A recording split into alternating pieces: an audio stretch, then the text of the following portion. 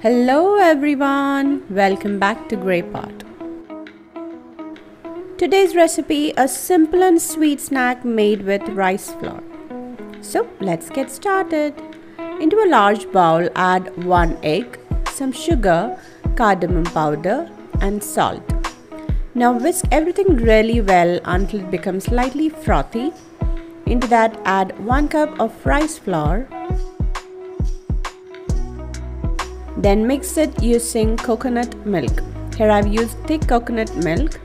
Add it and make the batter into a semi-thick consistency like this. Now heat some oil in a pan and drop small dollops of this batter and fry it. Keep the flame from medium to high and fry until it becomes slightly golden brown and crispy. And that's it. You can have the snack with tea. Very simple to make, cute little tea time snacks. So do try it out and leave your valuable comments and suggestions in the comment section below.